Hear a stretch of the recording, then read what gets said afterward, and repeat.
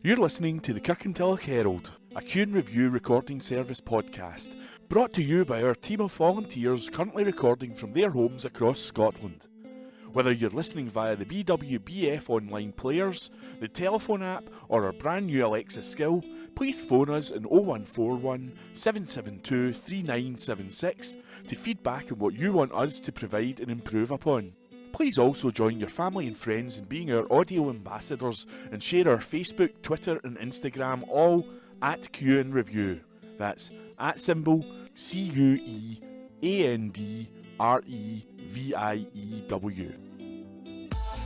This week's edition of the Kirkintilloch Herald, published on Wednesday the 28th of September 2022, read to you by Alan, Colin, Hunter and Ian.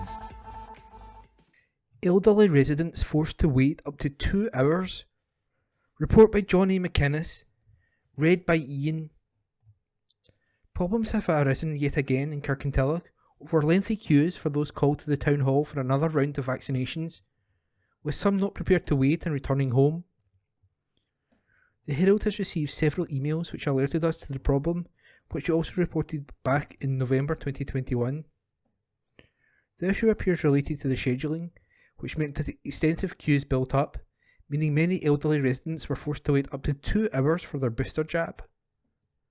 One resident who contacted us, Florence Kearney, said, "My 84-year-old registered blind mother-in-law, who also suffers from a multitude of other ailments, had her vaccine appointment on Wednesday evening last week at Kirkintilloch Town Hall at 6:45 p.m. Fortunately, I decided to accompany her, and we were down on time for her appointment to see a queue halfway up Union Street. Apparently this has been the case since the programme began. We initially joined the queue, but as it was getting dark and rain was imminent, I decided to ask a member of staff the waiting time, and she duly informed me it would be an hour and a half to 2 hours. I actually thought she was joking. I mean, late at night and vulnerable people lining up in the dark and rain? This, apparently, is Scotland in the 21st century. When I asked why this was, I was told by a member of staff that Greater Glasgow churn all these appointments out in the hope that many don't turn up, but as we all know, the older generation are not in the habit of wasting appointments by not turning up. They value health service, but apparently the health board don't value them. The icing on the cake for me was when I saw another lady who was behind us speaking to a member of staff at the exit door. She then proceeded to take her mother out the queue, saying, "Come on, I've had to tell a pack of lies, but we're getting in the other door." The moral of the story is my mother-in-law hasn't had her vaccines, and unless the appointment system changes, she won't be having it, and nor will I. A spokesperson for NHS Greater Glasgow and Clyde said, "We apologise to anyone who has had to wait longer than expected for their vaccinations. We would like to thank members of the public for their patience and the support they have given our vaccination teams, who are working extremely hard to ensure that those who are receiving their vaccinations are processed both swiftly and safely. To help prevent waits and allow our vaccination teams to process people in a timely manner, we are asking members of our local community to arrive only a few minutes ahead of their allocated appointment time. If anyone is concerned about accessing a clinic, we would encourage them to call the national helpline on 0800 030 8013. That's 0800 030 8013. This week in history, Wednesday the 28th of September 2022. September 28, 1923, the Radio Times was first published. On this day last year, the Prince of Wales, the Duchess of Cornwall and the Duke and Duchess of Cambridge attended the glittering world premiere of the new Bond film No Time to Die. September 29, 1983, A Chorus Line broke the record as the longest running Broadway show with its 3,389th performance since July the 25th, 1975. September the 30th, 1967, BBC's Radio 1 went on air for the first time with Tony Blackburn introducing The Breakfast Show. His first record was Flowers in the Rain by The Move.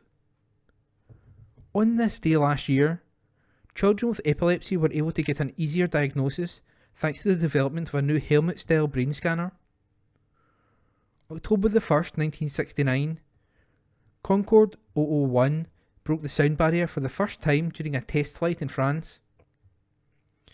On this day last year, Wales became the first UK nation to make teaching of Black, Asian and Minority Ethnic (BAME) histories and experiences mandatory in the school curriculum. October the 2nd, 1925, London's first red buses with roofed-in upper decks went into service. Police restrictions had previously prevented them being used in the capital, although they had been in operation in Widnes since 1909. October the 3rd, 1959, the postcode, required in the addressing of mail for mechanical sorting, was first used in Britain, in Norwich. Kids urged to swim. Youngsters in East Dunbartonshire are being urged to follow in the footsteps of Scotland's recent Commonwealth and Olympic Games medal-winning heroes and celebrate learning to swim. With September marking Learn to Swim Month, local authorities, leisure trusts and aquatic providers across Scotland have been rolling out a month-long celebration of swimming, which will see hundreds of youngsters take part in swimming lessons every week. The Learn to Swim Month is also celebrating the important role of swimming teachers, with those interested in long-term or shorter-term positions encouraged to get in touch to find out more about becoming a swimming teacher by contacting their local leisure trust or aquatic provider. The Learn to Swim framework, a partnership between Scottish Swimming and Scottish Water, delivered by local authorities, leisure trusts and aquatic providers across Scotland, has already seen more than 100,000 young Scots take part in swimming lessons and is targeting another 100,000 by 2025 in a bid to create a generation of confident, safer and competent swimmers. Championing the Learn to Swim programme and Learn to Swim Month are programme ambassadors and swim superstars Duncan Scott and Tony Shaw, who both recently achieved major success at the Commonwealth Games in Birmingham. Brian Laroney, Director of Corporate Affairs with Scottish Water, said, "Our ambition for the Learn to Swim programme is to create an enduring legacy for Scotland that will help build a nation of happier, healthier and safer young people who fulfil their potential in and out of the pool. Everyone should be able to enjoy Scotland's rivers, lochs, reservoirs and shorelines safely and with confidence. So it's brilliant to have a month dedicated to such a fundamental life skill. A total of 36 leisure trusts and aquatic providers are now welcoming children back after summer holidays in more than 160 pools. Ewan Lowe, Chief Executive Officer at Scottish Swimming, said, "Learning to swim is a life skill and it's so important for everyone to learn how to be confident and safe in the water." Read by Alan Todd. £7 million for project, as recorded by Hunter MacDonald. Researchers at the University of Glasgow have been awarded a multi-million-pound grant to establish a new health research unit to help tackle health inequalities in Latin America. Professor Alistair Leyland, based at the MRC CSO Social and Public Health Sciences Unit at the University of Glasgow, has been awarded £7 million for 5 years by the National Institute for Health and Care Research, NIHR, to establish the NIHR Global Health Research Unit on social and environmental determinants of health inequalities. The new research unit has global collaborators in both Brazil and Ecuador, 2 Latin American countries that show marked inequalities in health. These inequalities are regarded as largely due to social determinants of health, the conditions in which people are born, grow, work, live, age and die. Greer welcomes rent freeze. Ross Greer, the Scottish Greens MSP for East Dunbartonshire, has welcomed the Scottish Government's announcement of a national rent freeze and an eviction ban until at least the 31st of March, which they say will provide vital stability and support for tenants across East Dunbartonshire at a time when many are suffering from the cost of living crisis. The announcement was made as part of Scotland's 2022-23 programme for government and will help tenants across East Dunbartonshire, where the average monthly rent for a one-bedroom property is £534, which is an increase of 18.9% since 2010. It will be taken forward by Scottish Greens co-leader and Minister for Tenants' Rights Patrick Harvey. Greer, Green MSP for East Dunbartonshire, said, With soaring inflation and skyrocketing bills, these are desperate times for tenants all across Scotland. So I'm glad that Green ministers and the Scottish Government are stepping in to help. Rent increases in East Dunbartonshire regularly outstripped average wage rises before the cost of living crisis. Now they're pushing far too many people over the financial edge. The rent freeze and eviction ban announced by the First Minister will provide vital stability and support for tenants across East Dunbartonshire. This is just one of the steps we are taking here in Scotland to mitigate the damage being done by Downing Street and the big energy companies. Over the course of this parliamentary term, Scotland will see the biggest expansion of tenants' rights since devolution. Free workshops at Bishopbriggs. Creativity and mindfulness are being brought together at free workshops taking place at Bishopbriggs Library next month. 2 mindful crafting and meditation experience sessions will be hosted at the library on Saturday 8th of October as part of a funded initiative for local sister-led businesses. The workshops will be run by sisters Deborah and Jo Craig, who decided to blend parts of each of their existing businesses to create a fun and relaxing learning experience to inspire and motivate people. They recognised after the peak of the pandemic that people were struggling even more, and the sisters decided to try and do something about it for themselves. Each 2-hour workshop will include a strategically chosen craft technique and a deep group meditation using appropriate tools, techniques reflecting the theme of the session. Deborah said, the sessions will explore thoughts, feelings and experiences through creativity and mindfulness.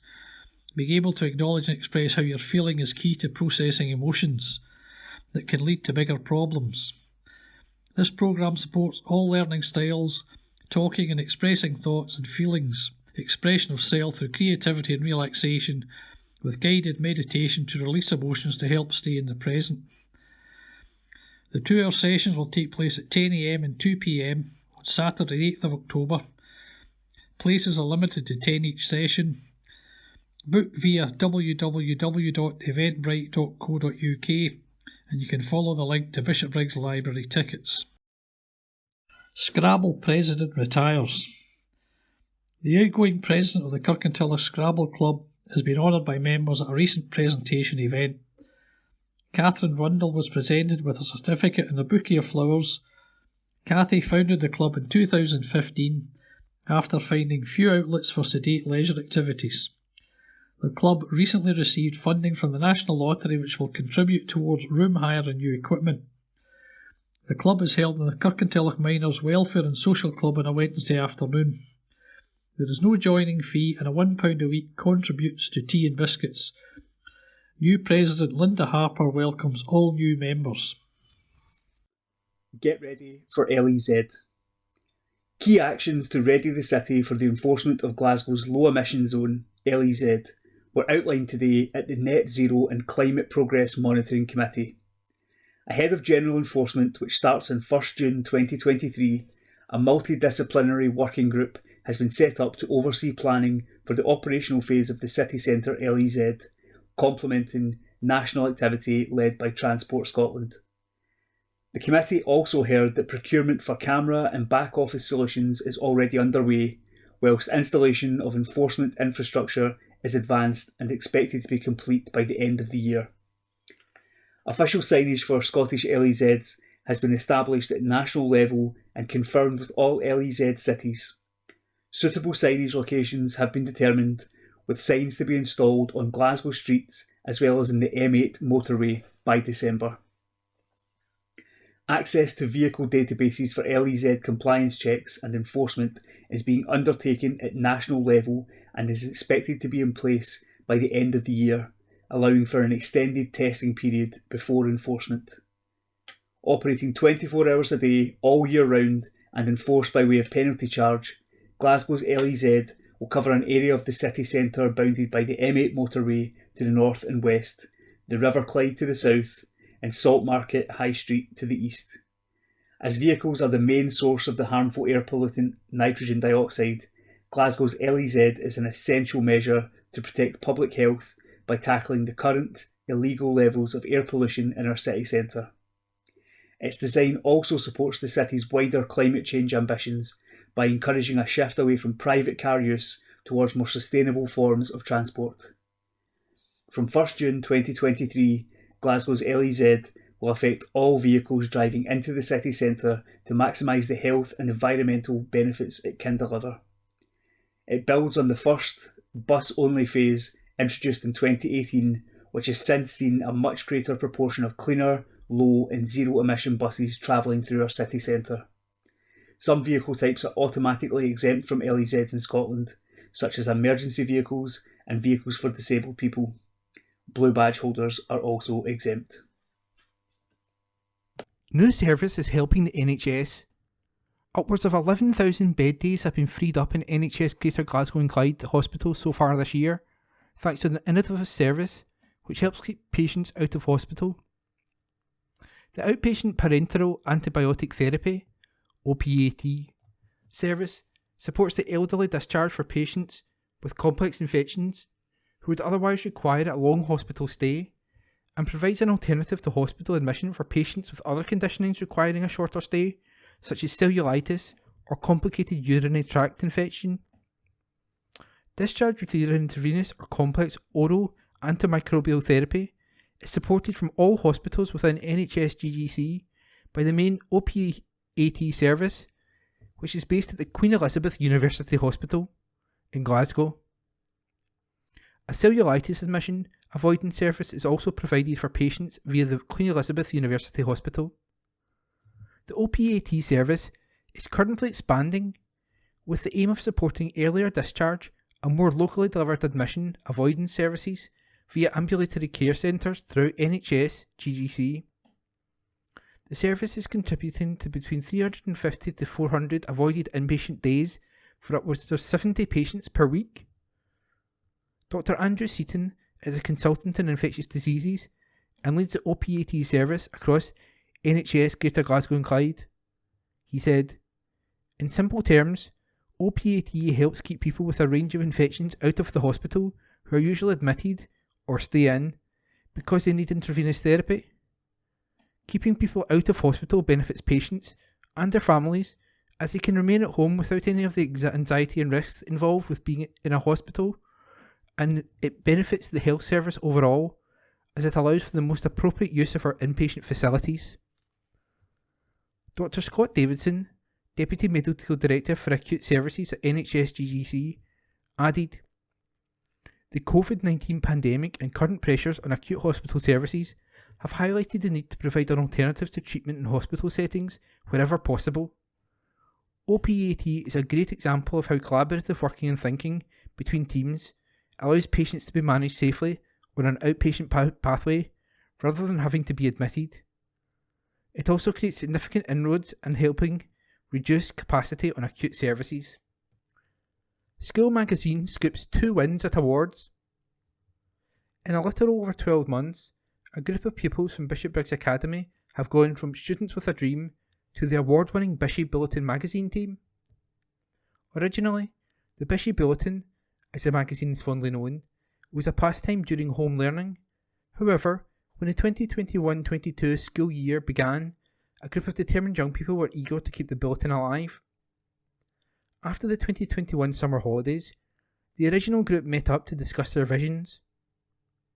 With the help of English teacher / PT guidance, Mr Wilson, the Bishopbriggs Academy pupils published their very first issue of the year in October 2021.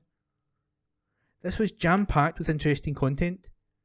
From articles on hot topics, interviews and news updates, to jokes, art, stories and recipes, the bulletin contained something educational and interesting for everyone. The pupils received such a response, it gave them the motivation to continue the project. Over the course of the school year, the pupils created 3 more issues: Winter, Spring and Summer 2022. The bulletin covered everything, from a man who sailed the world with a chicken, to homelessness in Scotland, pancakes, puns and holidays. The team believe that one of the best ways to growing their success is involving more people. For example, they partnered with our mental health ambassadors, interviewed Jay McKierney and Bishopbriggs Academy's Inclusivist Club. Another way they gained success is advertising the magazine around the school via eye-catching posters, with QR codes to the online issue. The team also love educating the readers on the importance of equality involving LGBTQ+, by interviewing teachers who found it important to spread the word. On the last day of school before the 2022 summer holidays, the magazine was entered into the first newspaper of the year 2021-22 competition in the categories Young Reporter of the Year and Best Secondary School Magazine. The team were delighted to hear that Hallie McCann won the Young Reporter of the Year award, and the Bishop Bulletin took top place as the Best Secondary School Magazine. Business Awards. Lanarkshire's business community is alive and kicking. Following months of anticipation, the winners of the 2022 Lanarkshire Business Excellence Awards, which showcase the region's best performing businesses, were unveiled. Over 470 guests attended the most prestigious nights in the local business calendar, which was hosted by Grant Stott. The event, organised by North and South Lanarkshire Council and sponsored by Albert Bartlett, also raised over £5,100 for St Andrew's Hospice. Councillor Jim Logue, leader of North Lanarkshire Council, said, "Lanarkshire businesses are vital to our local economy, and these awards shine a light on their hard work and outstanding achievements. It has been a great honour to be a part of the celebrations tonight at the awards dinner." And the winners are Murray Landscapes Limited, winner of Lanarkshire's Best Businesses 0 to 10 Employees. Ecky's Ice Cream, winner of Lanarkshire's Best Businesses 11 to 50 Employees. R&W Scott Limited, winner of Lanarkshire's Best Business 51 plus Employees. Policy Expert, winner of Excellence in Customer Service Award. CM Electrical Services Scotland Limited, winner of Lanarkshire's Best New Business. Novosound, winner of Lanarkshire's Innovation Business Award. The Swan Banton, winner of Lanarkshire Community Impact Award. ACES Clothing Limited, winner of Journey to Net Zero Award. MGB Services Limited, winner of Lanarkshire's Best Family Business. Logos Logistics Limited, winner of Lanarkshire's Employer of the Year Award. South Lanarkshire Council leader Councillor Joe Fagan added, "We have so many diverse businesses across the area, and I am delighted for the winners. All of the finalists should be proud as well. It was no easy task to choose the winners, as every category was so competitive. The awards are always a great occasion, and my congratulations to everyone who was part of such a successful evening." Council reaffirms pledge. North Lanarkshire Council say that tenants are at the heart of their pledge as they reaffirm their commitment as a landlord by signing the Scottish Housing Regulator's Assurance Statement. The spokesman said the statement, which is readily available to our tenants, was presented to our Housing Committee and signed by Councillor Heather Brannan McVeigh, Housing Convener, prior to its submission to the regulator. The statement is in place to ensure landlords are responsible and accountable for delivering positive outcomes and services for tenants and service users in areas including homelessness, complaint management, tenant and resident safety and human rights and inequality. Since April 2019, social landlords in Scotland have had statutory obligation to produce an annual assurance statement relating to the previous financial year by 31st of October. No areas of non-compliance were reported for 2021-2022. Annual campaign launch. Poppies are on their way to you. Scotland's most decorated swimmer, Duncan Scott, has helped send 3 million poppies for the Scottish Poppy Appeal on their way to communities across the country. He joined forces with veterans from Lady Haig's Poppy Factory for the special mission on Thursday. The multiple Olympic and Commonwealth gold medalist, whose father and uncle served in the British Army, took time out from his training regime to lend a hand loading poppies onto lorries. These will now be delivered around Scotland ahead of this year's appeal, in the run-up to Remembrance Sunday on November the 13th. A team of 34 disabled veterans have spent the last 11 months making each poppy by hand ahead of Scotland's largest fundraising street campaign. An army of volunteers will now distribute them across the country, with all donations going to support Poppy Scotland's vital work supporting the armed forces community. Duncan said, I was honoured to be invited to visit Lady Haig's poppy factory and to see firsthand the fantastic work the veterans do. With both my father and uncle having served in the armed forces, I'm incredibly grateful to the veterans and volunteers who work tirelessly to provide poppies to the whole of Scotland. Now it's in its 101st year, the poppy is an enduring symbol of remembrance, representing reflection on the past and hope for a peaceful future. The Scottish Poppy Appeal is the largest annual charity street collection in Scotland, raising more than £2 million each year. All money raised, as well as Poppy Scotland's year-round fundraising, enables the charity to deliver a wide range of services to veterans and their families, ranging from employment and housing support to advice on mental health and mobility. Gordon Mitchie, Poppy Scotland's head of fundraising, said, "After 2 difficult years due to COVID-19 restrictions, we're hoping for a return to normal this year. Our tens of thousands of volunteers are looking forward to getting fully back out in streets and shopping centres and supermarkets around the country, meeting the public and offering poppies to everyone who chooses to wear one. We're very grateful to our fantastic team of veterans who have worked tirelessly all year to produce the millions of poppies for this year's appeal." Thursday's uplift was a special moment for all of them as these poppies start their journey across Scotland. This year's appeal is more important than ever, as we're seeing increasing demand for our services as more families struggle with the cost of living. Our servicemen and women, and their families, make extraordinary sacrifices on our behalf, so we want to ensure that we are always there to provide support when they need it. For more information on the charity, visit www.poppyscotland.org.uk. Support a call away. Poppy Scotland provides support for current and former members of the armed forces, as well as their families. The charity has helped countless men, women and families with issues linked to their time in the armed forces, or with struggles adjusting from military to civilian life. It even helps with the needs that have arisen long after someone has left the armed forces. Whenever, wherever support is needed, Poppy Scotland prides itself in being there for our veterans, with, of course, fundraising support from the public. If you need help, call 0131 550 1557 from 9am to 4pm Monday to Friday, or email gethelp@poppyscotland.org.uk. Families are living without a lifeline. A shocking snapshot of the crisis facing single-parent families in Scotland has been launched by One Parent Families Scotland. Its research report, Living Without a Lifeline, is based on anonymous online surveys and focus groups of single parents accessing the charity's 5 local services. Feedback from 260 single parents highlights their experiences and priorities, which includes cost of living, family finances, social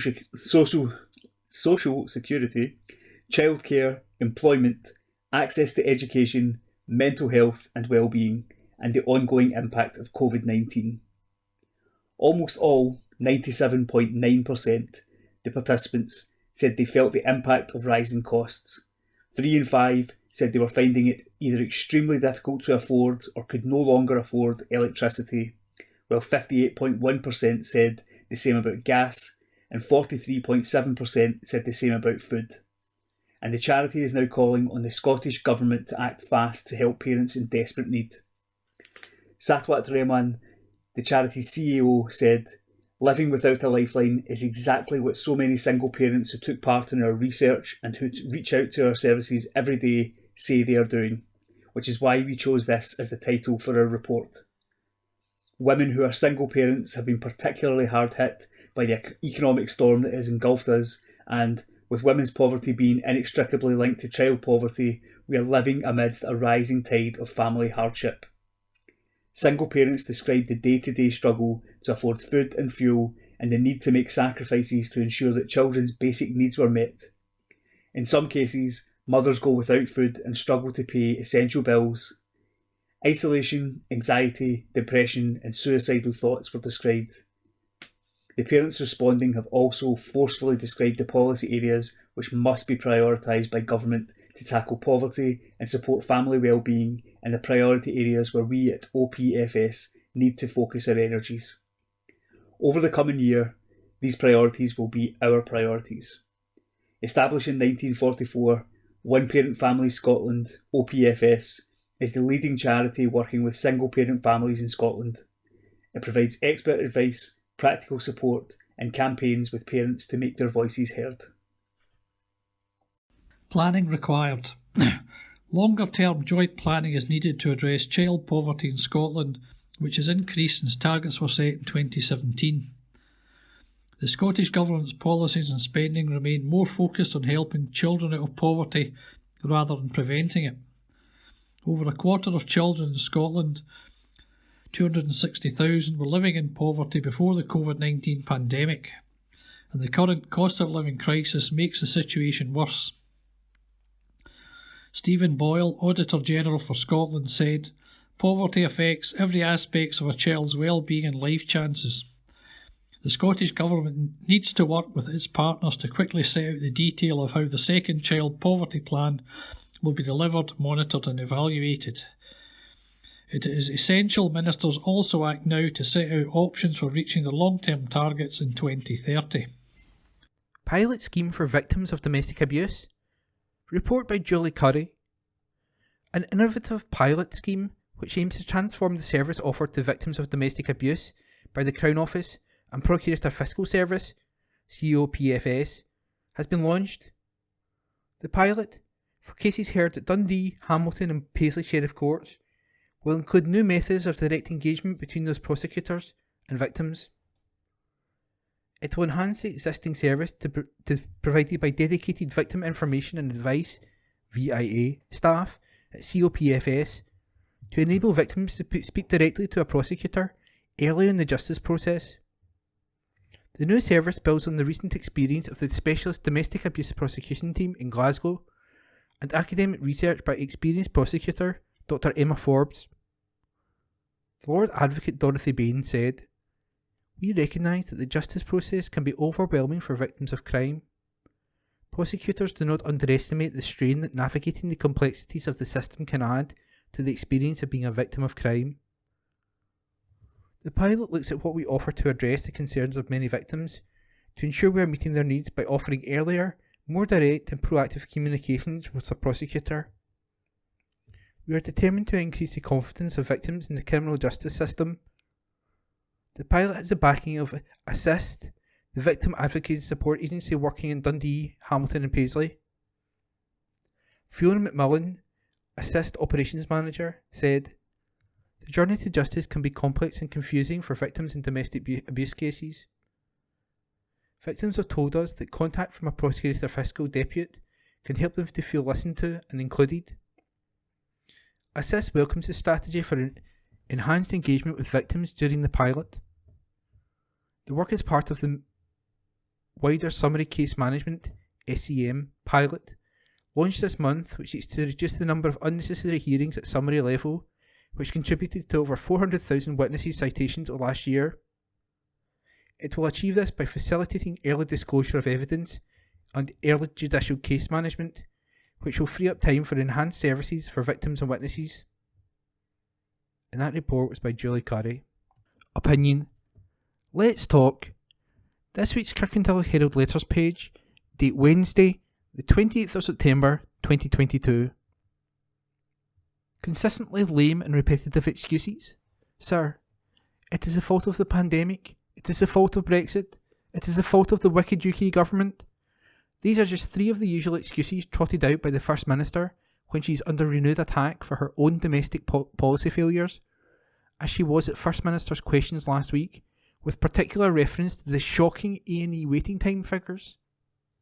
However, Nicola Sturgeon added a newer excuse to her standard list, now blaming the changing demographic of the country. Unless we mere mortals are in any doubt, everything in Scotland is rosy, because the Scottish NHS seems to be performing ahead of the equivalent in England and Wales.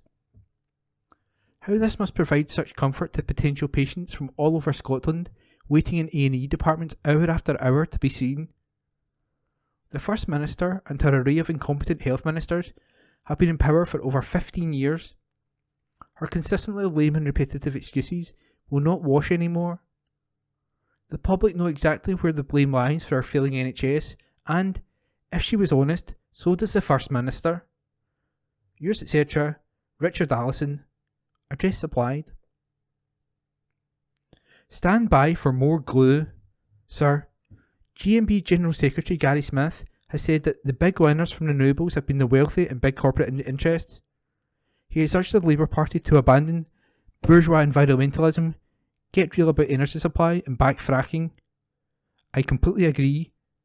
The Labour Party and the SNP have been captured by people who have no experience of industry, engineering or infrastructure projects, but like Luddites have turned their backs on economic development and its creation of greater wealth and higher living standards for ordinary people, which reliable energy sources have provided for decades. Now that the government has realised that energy policy over the past 20 years has been disastrous and is trying to increase oil and gas output, we can expect these bourgeois environmentalists to become more desperate in their demands to shut down oil and gas production. Stand by for more raving, ranting, disinformation, gluing, mobbing, smashing, tire deflating criminality in the months ahead. Yours, etc., Willie Lonsky, by email. Posturing. Sir, we are subjected to the SNP's Energy Secretary, Michael Matheson, putting on a tough and supposedly principled stance and insisting there will be no fracking licences issued in Scotland. But, in the meantime, there will be no ban in Grangemouth processing imported fracked oil and gas, nor in the banning of any fracked or nuclear power generated electricity. In other words, it will make not a bit of difference other than the SNP can do what they do best: hypocrisy and posture politics. If they were serious and principled, all fracking and nuclear end products would be banned. They would disengage Scotland from any power grid that is involved and instead rely entirely on unreliable and intermittent wind. Otherwise, their stance is sheer hypocrisy and merely a meaningless posture. Yours, etc., Alexander Mackay. Address supplied. Inference. Sir, the latest British Social Attitude Survey from 2021 data indicates support for an independent Scotland has grown from 27% in 1999 to 52%. This is the highest figure reported in an authoritative survey. Over the same period, there's been a drop in support for devolution from 59% to 38%.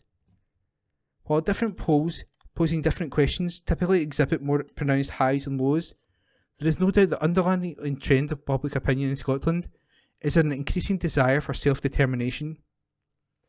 That said, there perhaps is a strong inference from the survey results that this change may be due, at least in part, to the persistent denigration of the Scottish Government by opposition parties and by many commentators in the mainstream media.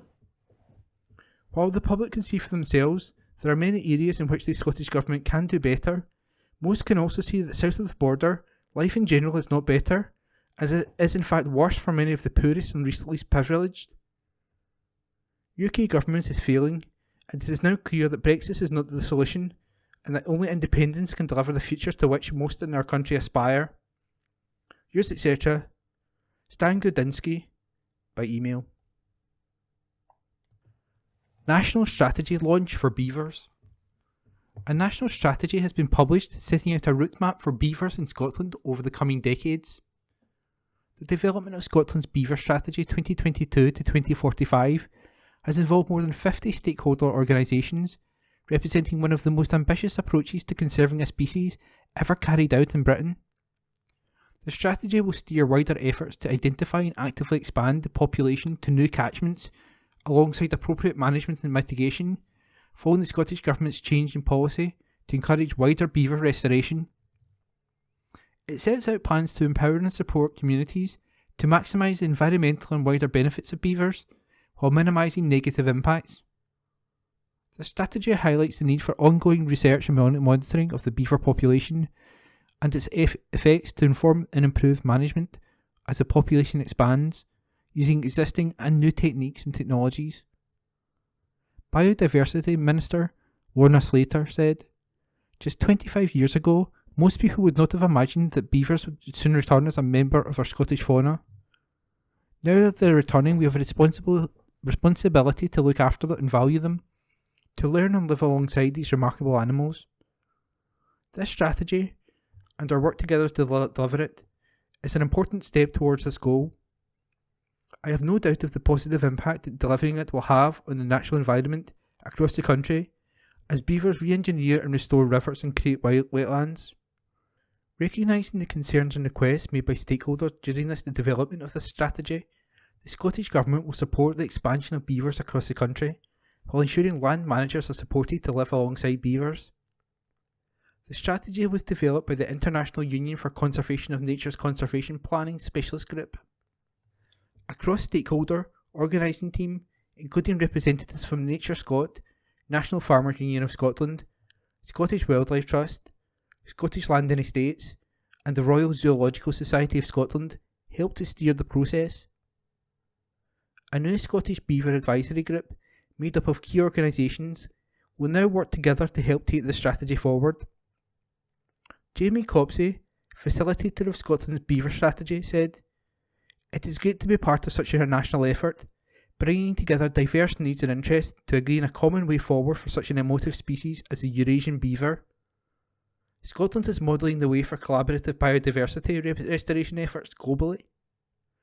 Francesca Osowska, Nature Scot's chief executive, said, "Our long-term vision is to see the beaver population expand across Scotland, coexisting successfully with communities. Beavers can play an important role in helping to restore biodiversity and respond to the climate emergency in Scotland, and we aim to see further releases into the new catchment this year. It's essential that this happens in a way that takes into account the views of local communities living in these areas." Service has saved 45,000 bed days. A new service which has already saved 45,000 hospital bed days this year is being further rolled out over the coming months. The Outpatient Antimicrobial Therapy (OPAT) service allows people to be treated at home or in outpatient settings, reducing the need for hospital admission or long stays. Patients are able to receive intravenous antimicrobial therapy or other complex antibiotic treatment in an outpatient clinic at a time convenient to them, and in some areas even at home. The service, part of the Right Care in the Right Place initiative, is just one of many innovative programmes which health boards are using to help reduce pressures on the rest of the system. Between January 17, 2022 and August the 21st this year, on average, 250 people per week have been treated by the OPAT service, and more than 45,000 hospital admission bed days have been avoided in that period, supported by £50 million of Scottish Government funding. Health Secretary Hamza Yousaf said, "We know that our accident and emergency departments continue to be under significant pressure, and that is why we are working at pace to deliver this scheme, and others like it, to provide more care in the community while reducing pressure on hospitals. We know there is a real benefit to treating people at home where possible. We are determined to build on this success and want to see this adopted across as many health boards as possible. 9 health boards currently use the OPAT service, and the programme will be rolled out further across Scotland over the coming months." School uniform policy needs a rethink. Young people's rights to education could be put at risk by rising school uniform costs and a postcode lottery when it comes to accessing financial support. The National Minimum School Clothing Grant is set at £120 for primary pupils and £150 for secondary students. Previously published figures, however, suggest that UK families spend on average £337 a year on uniforms for each secondary school child. Data gathered from 31 of Scotland's 32 local authorities found that councils paid out more than £22.5 million in clothing grants during the 2021-2022 school year, helping to provide uniforms to more than 161,000 primary and secondary school-aged children. Research by the University of Aberdeen has found that only 7 local authorities make automatic awards of the clothing grant when families are applying for other benefits, despite the Scottish Government calling for automatic payment. Just 5 roll over the school clothing grant into the next school year without requiring families to reapply, and from these 5, there are 4 local authorities that provide both automatic grants and the rollover of the school clothing grant. The study shows just 5 local authorities are paying more than £150 national minimum for secondary school pupils in the 2022-23 school year, with 10 paying more than £120 for primary pupils. The data was analysed by Dr. Rachel Shanks, Senior Lecturer of the University of Aberdeen's School of Education. Dr. Shanks laid out a series of recommendations which she presented to the Scottish Parliament on Thursday as part of the national consultation into school uniform policy. Glen Challenge raises £34,000. More than £34,000 has been raised by teams taking part in RSABI's Great Glen Challenge. 17 teams battled it out in the multi-sport event, which saw competitors take part in stages between Fort Augustus and Fort William, completing 46km mountain biking, 18km walking, 17km running, and 6km kayaking. Newcomers Team Shannock took home the trophy on the day, but it's Agrovistas team, #4OurGrowers, who came top of the fundraising leaderboard, having raised a fantastic sum of £5,730, including gift aid. Team captain Neil Fettis said, "We had a really super day at the challenge. A particular highlight was seeing the youngest member of the team, William Fettis, come in second place in the run. A huge thanks to all of our sponsors. We are amazed at their level of generosity." Carol McLaren, RSABI Chief Executive, said, "We're very grateful to all our teams for their amazing fundraising efforts, which has helped us to raise over £34,000 to support people in Scottish agriculture. Many thanks go to all who took part, and everyone who sponsors our teams. Your generosity is very much appreciated by all at RSABI. Huge thanks go to our supporters and partners, Agrovista, who went the extra mile with their fundraising, raising over £5,700. Congratulations also go to William Fettis on his second place in the running. What a great performance for his first ever running race." Funds raised by Challenge will help RSABI provide vital emotional, practical and financial support to people involved in the Scottish agricultural industry. These are challenging times, and many are worried about rising costs. I'd encourage anyone who is finding difficulty to get in touch with our friendly, professional team. All support is confidential, and our free phone helpline 0808 1234 555. That's 0808 1234 555. And web chat service are available 24 hours a day, every day of the year. RSABI is encouraging everyone in the agricultural industry to get involved in #Challenge125 with the aim to reach 125,000 kilometres by December the 2nd, when it will be holding a fundraising dinner as part of its 125th anniversary celebrations. To take part, visit www.rsabi.org.uk. British Wool needs farmers' voices. British Wool is inviting sheep farmers to play a role in its future by standing in its regional committee elections. The organisation collects, grades and markets wool collectively on behalf of its 35,000 sheep farmer members. Its governance structure includes 81 farmer-elected county representatives across 9 regions, with all regions up for election. Chairman Jim Robertson said, Our county representatives act as ambassadors representing British Wool on a local level and acting as a voice for members. The county representative role is a 3-year appointment which would start on January 1st, 2023. Farmers who would like to be considered need to be nominated by 10 members from their county before the deadline of October 27th. Full details and nomination forms can be found at britishwool.org.uk/regional committees. District News, Wednesday the 28th of September 2022. Churches. Kirkintilloch, Home Church, Scotland. Lammermoor Road, Kirkintilloch, G66 2AB. What else have I in heaven but you? Since I have you, what else could I want on earth? My mind and my body may grow weak, but God is my strength. He is all I ever need. Psalm 73 verse 25 to 26. One church, home church, 4 locations, Kirkintilloch, Glasgow, Stornoway and online. Our church for all ages. 9:30am communion. 10am prayer time. 10:30am fellowship, tea and coffee available. 11am worship service in Children's Church followed by tea and coffee.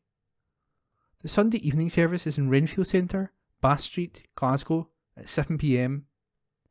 Minibus leaves home church at 6:30pm. Wednesday at 7:15pm is fellowship night, including a time of prayer and different groups studying the Bible. Bible study in Glasgow at Renfield Centre on Wednesday at 7:30pm. Alpha has started in Kirkintilloch and Glasgow at 6:30pm on Thursdays. Youth meet on the Fridays at 7:30pm for Bible study and fellowship. See Facebook and Instagram for up-to-date information for September. Kirkintilloch Church of God. On Sunday at Regent Hall, Regent Street, there will be a friendship tea meeting at 4pm. The guest speaker will be Colin Brooks from Wishaw. Refreshments will be served after the service. A warm invitation to everyone who is able to join us. Every Wednesday, our coffee corner is open from noon to 2pm for home baking and coffee. Join our friends and neighbours for a chat over a coffee.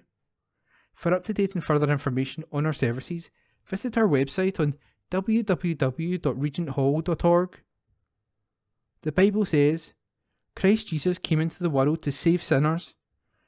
1 Timothy chapter 1 verse 15. St David's Park Memorial Church.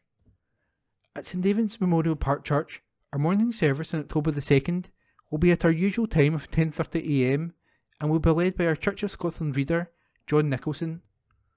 During our morning worship, school-aged children will have the opportunity to go through to our halls for their own time of fun and learning, with jam. All are welcome to attend our service. There are some COVID measures still in place. However, the wearing of face masks is not mandatory at this time. We look forward to welcoming you to the church.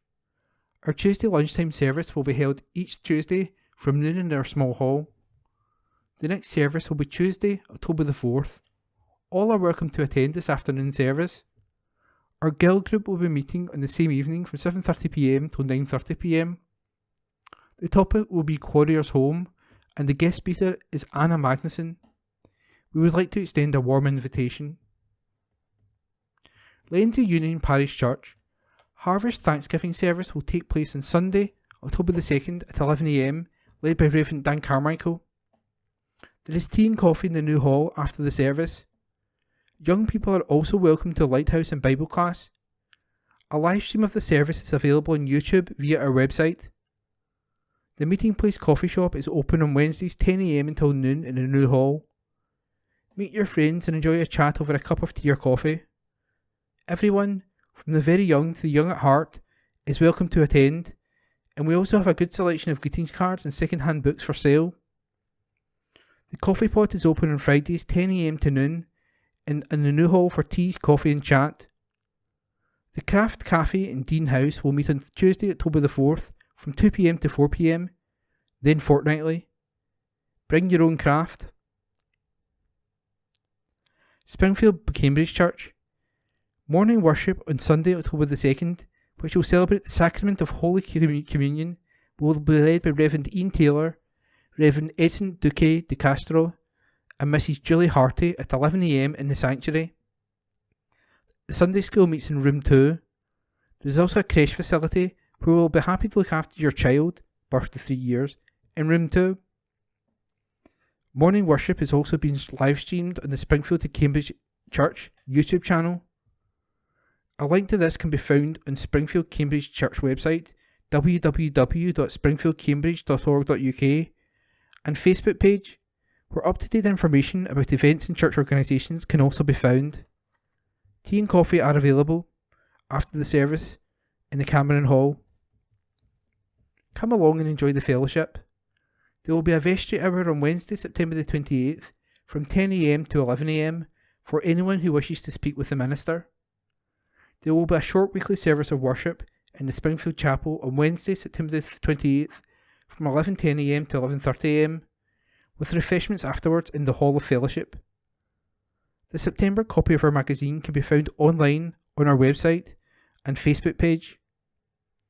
The church fundraising group are holding a concert with the City of Glasgow Wind Orchestra in the church on Friday, October the 14th. This is a very popular event and it is an excellent evening of entertainment. Tickets are available on Sundays, September the 25th and October the 2nd and 9th in the Hall of Fellowship for £10 and £5 for under 21s. Tickets will also be available on the evening of the concert. Lenzie Old Parish Church. Sunday, October the 2nd at 11 AM, the Harvest Thanksgiving service. Sunday school for children aged 3 years to P7 and focus for young people. A creche is available for children under 3. Come and sing. The dementia-friendly singing group meets on Tuesday at 1:15 PM to 2:45 PM in the church hall. A warm welcome awaits all, and of course a cuppa with some delicious home baking. Please feel free to come and sing. Scottish country dancing is on Thursdays at 7:30 PM in the church hall. Enjoy a gentle form of exercise for body and mind. Time Out, a friendly and welcoming group for ladies of all ages, meet in the church hall on Monday, October the 3rd at 7:45 PM. The guest speaker is Hugh Deeney on the subject of well-being. Milton of Campsie Church. Ceilidh success at the church. Milton of Campsie Church held a family ceilidh on Saturday, September the 17th in aid of a Ukrainian refugee appeal. Julie did the honours and cut the specially prepared ceilidh cake. The evening was a great success, and thanks go to everyone who came along on the night and to all who helped organise the event. We're back in the building, no need to book. If you sit in the centre aisle, there is no need to wear a mask. If you sit in the side aisles, please wear one. Time to Pray has resumed its meetings on a Wednesday at 7:15 PM. Our Harvest Appeal for Christian Aid currently stands at £800 plus gift aid. Thank you. Monday, Baby and Toddler Group, Hobbies Club, Badminton Club. Wednesday, Time to Pray at 7:15 PM. The Fellowship at 7:30 PM. Friday, BB Anchor and Junior sections of the BB. Next Sunday we'll be reading from Luke 17. Send us a picture of yourself with something small, a seed, a baby, a puppy. Our messenger magazine has been put in the letterbox of everyone in the village. Colston Well Park Church. A warm welcome to our morning service this Sunday at 11 AM, led by Reverend Leslie Grieve. Tea and coffee served in the hall after the service. The Colston Art Club is on this Monday at 10 AM to 10 PM. New members invited, and if interested, contact 07709 584 680. The 200th Boys Brigade has restarted with the company and senior sections on Fridays at 7 PM. The Brownies have also restarted and are on every Wednesdays at 6:30 PM. All girls aged from 7 to 10 years invited. The food bank remains open every Monday and Friday from 2 PM to 4 PM. Donations of non-perishable foods gratefully accepted. Follow our services on Facebook at Colston Well Park Parish Church. And if you require further information on our church activities, etc., contact Leslie Grieve on 07813 255 052. Kenmure Parish Church. Please join us this Sunday as we celebrate the Sacrament of Holy Communion, beginning at 11 AM and conducted by the Reverend Susan Anderson. The wearing of masks will leave to personal choice throughout the sanctuary. The service will be live streamed on YouTube and can be found by searching for Kenmure Bishopbriggs. Details of all of our groups that are currently running may be found on our website, kenmure-church.co.uk. To find us on Facebook, just search for Kenmure Parish Church. If you would like to join our WhatsApp group or receive Bible studies from ABC, then email us at kenmurechurch@icloud.com. St James Church, Hilton Road, Bishopbriggs. Rector the Reverend Paul Watson, 0141 230 4080. The church is now open for socially distanced services, face masks a personal choice, this Thursday at 11 AM and on Sunday at 9 AM and 10:30 AM. Everyone is welcome to come along to any of these services. Do stay on for tea or coffee and fellowship afterwards. On Sunday the 2nd of October, from 3pm to 4pm, there is a session of crafty kids in the church hall. All families are very welcome to come along and enjoy activities together. The meditation labyrinth is still available in the car park for a mindful walk round. There are also other virtual services and groups. For up-to-date and further information, refer to our social media, Facebook, St James LS Bishopbriggs, website www.stjamesbishopbriggs.org.uk. Torrens Parish Church. The Sunday morning service, in person, is at 10:30am, conducted by Reverend Stuart Irwin. During the service, the youngsters meet together in creche, junior church, and frog. To join the service online, click www.torrensparishchurch.online.church. On Wednesday, September the 28th, we will be supporting the Macmillan Cancer Coffee Morning event at our cafe from 9am to noon, and all are welcome to join us for delicious home baking. Why not pop in and taste for yourself? The prayer ministry team will also be available from 10:30 to noon. The Girls Brigade meet on Wednesdays 6:15pm to 8:15pm, and the Boys Brigade meet on Thursdays 7pm to 9pm. To find out about regular weekly activities, check the website for what's on www.tpc.org.uk. District News, General, Wednesday the 28th of September 2022. Heart of the Matter, September the 8th, A Day to Remember, by Dr. Frank Dunn. Can you tell us a story, Grandpa? This is a weekly request from my grandsons as I drive them home from our weekly child supervising shift. A month ago, I told them of the train driver who was promoted to drive the Royal Train. One grandson asked me, "Have you ever met the Queen?" "I have," came my reply. The grandsons were impressed and asked, "Was it Queen Elizabeth or Queen Victoria?" I was so impressed that he knew about Queen Victoria that I forgave the timeline inaccuracy. Her late Majesty was without question a woman of substance, commitment and honour. Some years ago, I was invited to become a Deputy Lieutenant, DL, for the county of Dunbartonshire. It was not an onerous position. The main commitments were to read out telegrams from the Queen to centurions and those celebrating special wedding anniversaries. I was the beneficiary of meeting some remarkable individuals and their families. One memorable lady had lived with a paralysed arm, Erb's palsy, from birth, and lived to celebrate her 100th birthday. The other duty was to attend and read at a local Remembrance Day service.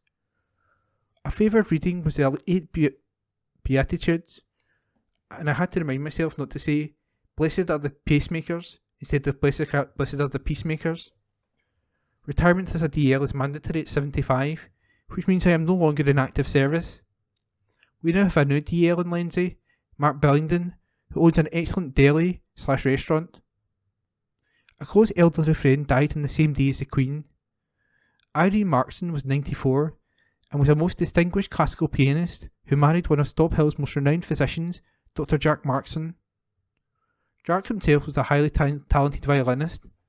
Jack died many years ago, but Irene remained active, teaching piano and raising money for medical charities through her musical talents and contacts. Irene and Jack had 2 sons. The late Jonathan, a distinguished barrister and excellent tennis player, and Richard, an internationally renowned cellist and conductor. The Markson family recently donated a magnificent piano to the Royal College of Physicians and Surgeons of Glasgow, and the inscription plaque will now include Irene.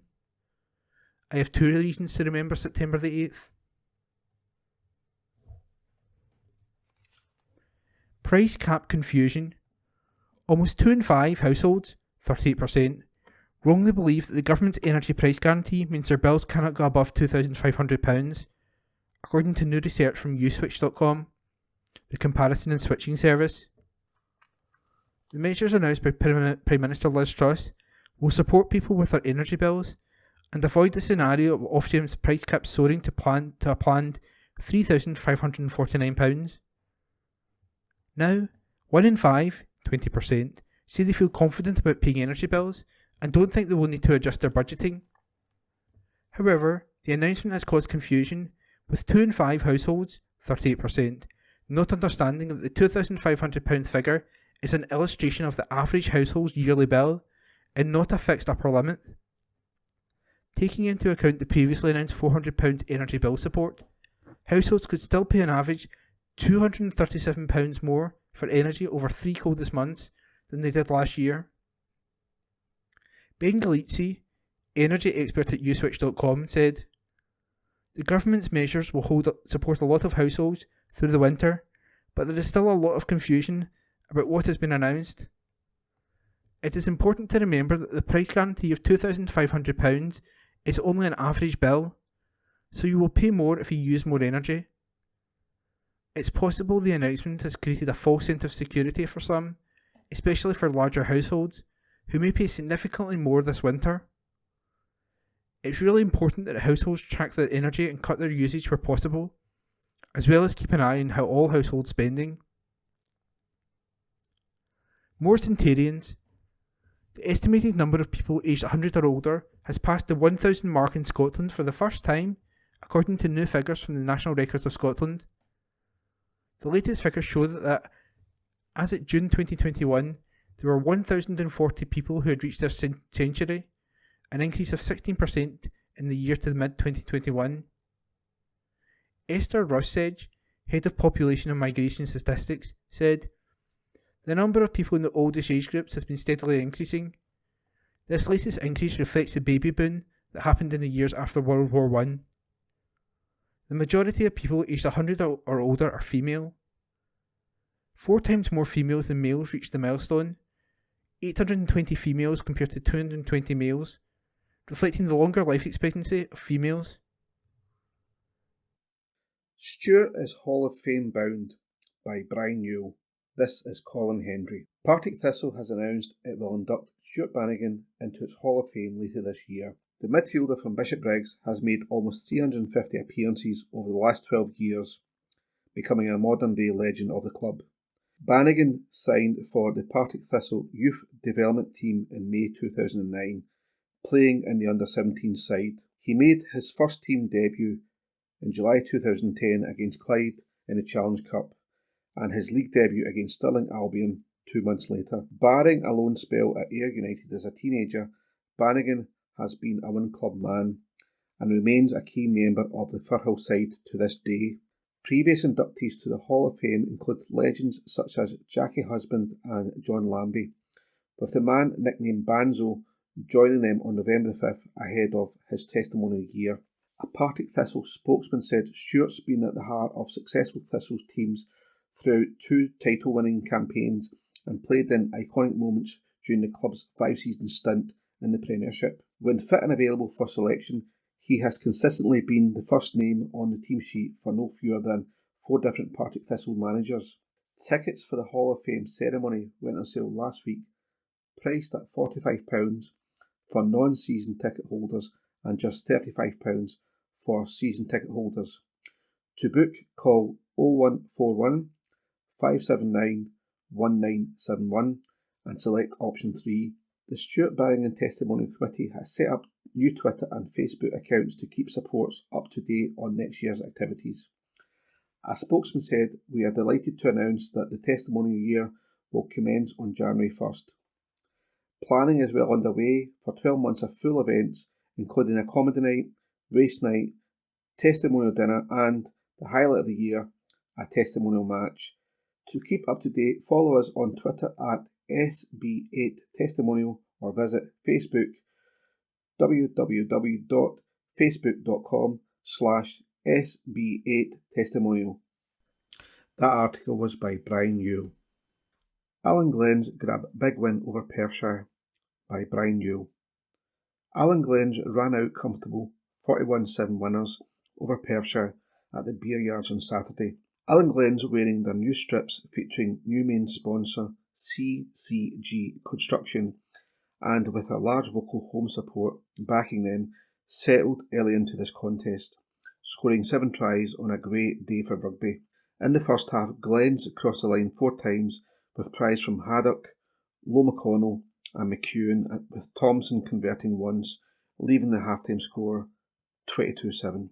Another 3 unanswered tries followed after the break from Moore, Haddock and Kevity, with Thompson slotting 2 conversations, leaving the score of 41-7 at full time. The season is a centenary of Alan Glenn's playing rugby in Bishopbriggs, and look forward to seeing new and returning face over the next few months. That was by Brian Newell. City is supporting Joe's Cancer Charity by Brian Newell. Glasgow City has announced this season it is supporting Joe's Cervical Cancer Trust. Almost 1 in 3 don't attend vital cervical screening, otherwise known as the smear test. The Trust is on a mission to change that, and Glasgow City are partnering with the charity for the season to share potentially life-saving messages. Joe's Chief Executive, Samantha Dixon, said, "We are thrilled to be partnering with Glasgow City to spread the word that #smear tests save lives. There can be so many reasons cervical screening can be a difficult test.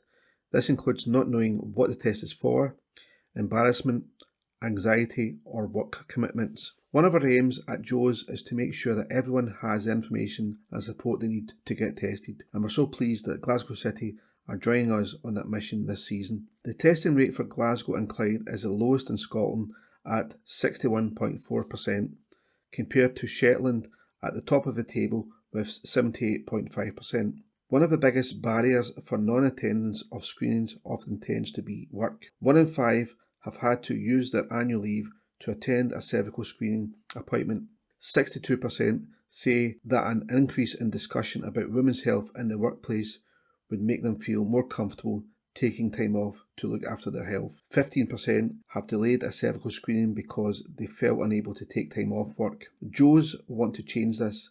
They are encouraging employers to sign up to Time to Test. This means committing to giving employees the time they need to attend these appointments, as well as raising the profile of cervical screening and cervical cancer in the workplace. Glasgow City has signed up, and CEO Laura Montgomery said, "As a club that champions women and girls, women's health is an important priority for us. We are delighted to partner with Joe's Cervical Cancer Trust and join their campaign to encourage as many women as possible to get tested regularly." As the campaign states, smear tests save lives. It is as simple as that, and we look forward to promoting this message throughout the season and helping as many women as possible. For more information, visit www.joestrust.org.uk. On the pitch, Glasgow City won 2-0 at home to Hearts on Sunday in the SWPL. Claire Shine was unable to find the net in her final match after announcing her retirement from the sport at the age of 27. However, goals from Jenna Clark and Lauren Davidson extended City's 100% start to the season. City opened the scoring after just 9 minutes as Shine played the ball out to Hayley Lauder and a cross was headed in by Clark. The second arrived on 66 minutes as Davidson's mishit cross deceived Hearts keeper Charlotte Parker-Smith and ended up in the net. City are at home to Aberdeen on Sunday in the second round of the SWPL Cup. That was by Brian Newell. Downpour sees Tigers semi-final abandoned by Brian Newell. The first leg of Glasgow Tigers SGB Championship playoff semi-final against Poole will now take place in Dorset after Sunday's match was curtailed by rain. A downpour brought proceedings at Ashfield to a halt after Heat 5, with the home team 4 points ahead. After a break for track work, racing resumed, but further discussions were held when Tigers guest Paul Stark fell on what was said to be a greasy surface. With spots of rain still in the air, the referee decided the meeting would not be completed and the match was abandoned, with the result not standing. The fixture will now be restaged at a later date, meaning match in Poole tonight, Wednesday, will now be the first leg. Glasgow boss Cammy Brown said the track just wasn't raceable after the rain, unfortunately. Paul Stark fell off while we were on what looked like a comfortable 5-1, and he came in and said there was just no grip at all. Craig Cook came in after his previous heat and said you can ride around, but you can't race, so the fans wouldn't see proper racing, and I think it was the right decision. Wednesday night is going to be difficult. Poole are going to be fired up for it, so we need to make sure our guys are fired up too. Tigers were in Plymouth last night, Tuesday, for the rearranged final fixture of the regular league campaign, which will have no bearing on the outcome of the competition. The fixture was postponed last month after the track was deemed unraceable by the officials. That was by Brian Newell. Violence erupts following Perthshire's exit from Cup by Brian Newell. A 34-year-old man was rushed to hospital after being hit on the head with a hammer as violence erupted between rival supporters following Glasgow Perthshire's Scottish Junior Cup match with Kilbirnie Ladeside. Perthshire lost the tie at Keppel Park 3-1, with Desmond Casatura on target for the hosts. A statement on the club's Facebook page read, "Glasgow Perthshire are aware of an incident which took place outside our ground after the match with Kilbirnie Ladeside. We have no information as to what happened but have been informed the person injured is on the mend. Inside the ground, we had an excellent cup tie played out competitively,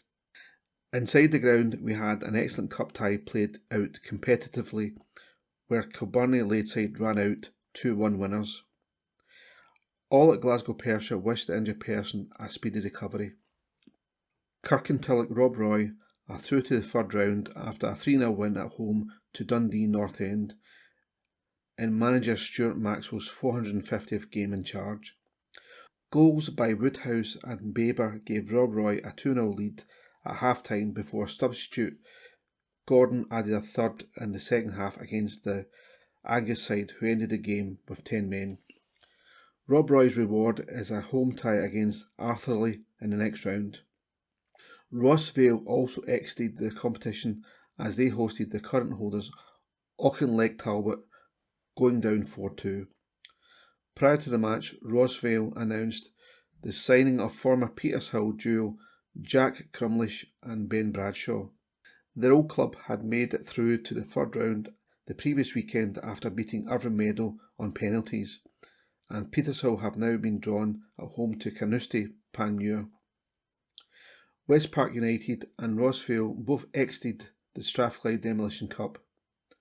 West Park went down 2-1 at home to Renfrew, while Academy hosted Easterhouse, losing 3-2. Fixtures on Saturday. WOSFL Premier Division, Rob Roy versus Cumnock, Petershill versus Clydebank. First Division, St Roch's versus Rossvale. Second Division, Glasgow Perthshire versus Glasgow University. Fourth Division, Harmony Row versus West Park. Rossvale Academy versus Easterhouse. That was by Brian Newell. Thank you for listening to this week's Kirkintilloch Herald podcast, brought to you by Q Review, print speaking to the blind. If you've any feedback, you're welcome to call us on 0141 772 3976. If you enjoyed this recording, feel free to subscribe to our channel.